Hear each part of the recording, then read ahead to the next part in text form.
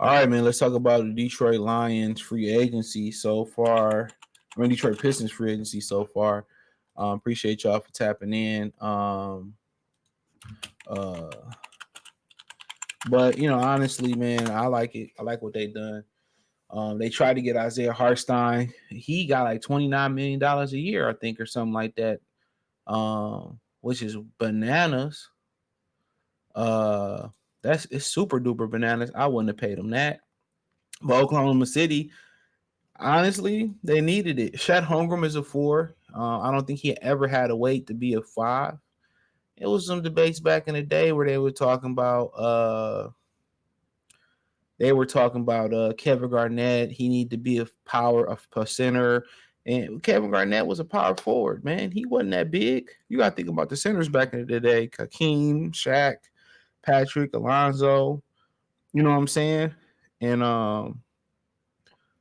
and those type of things. So for the most part, with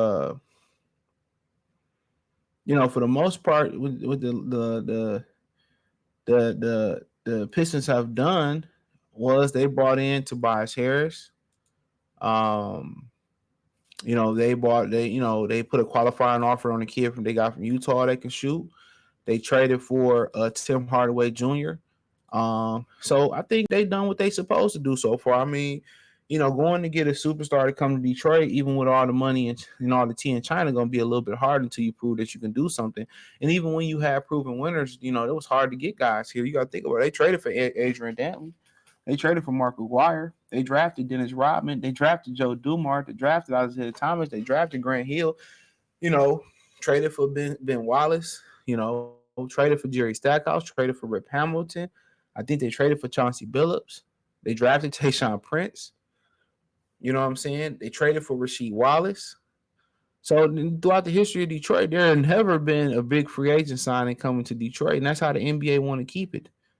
You know, you can look at Indiana, Atlanta, got places like that, and that's just what it is. All right. So of what they've done so far, I'm fine with it.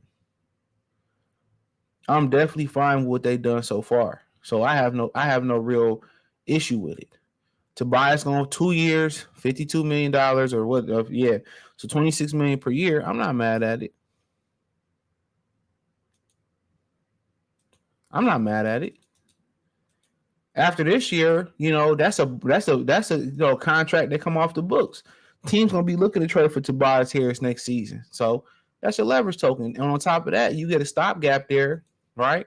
You get a stopgap there because you know you need somebody that can be an actual power forward, a modern day forward. He give you that. You're not asking him to come here and be, Shaquille O'Neal, or come here and be LeBron James. No, you just coming out here, provide some veteran leadership, stretch the floor for Cade Cunningham, give him another guy who don't need the ball to be effective.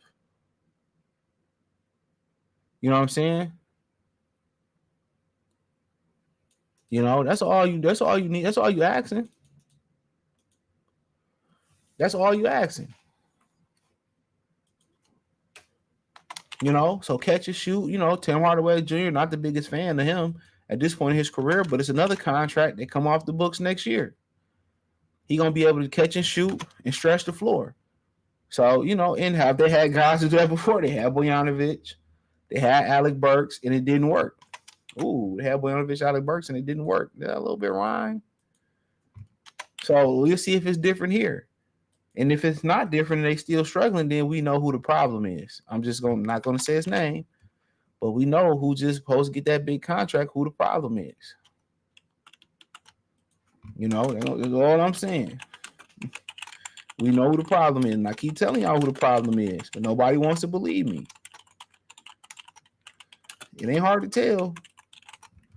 It ain't hard to tell, but I like what they've done so far. It's no real risk. There's no real risk involved. There's no real risk involved, bro. After next year, Tim Hardaway fall off the books. He gonna be playing. He should be trying to play hard, looking for a contract. And after next year, Tobias Harris contract, it becomes an expiring contract. Sign me up. They both give you shooting. If you get a guy back from Utah, you got some shooting. So then what's the excuse gonna be next year for Cade Cunningham? It's gonna be everybody's fault but his. You know? And real big people that know basketball, I know who the problem was. It was him and Monty last year. It didn't take long to watch neither. You watch a half and you already know what it is. You know?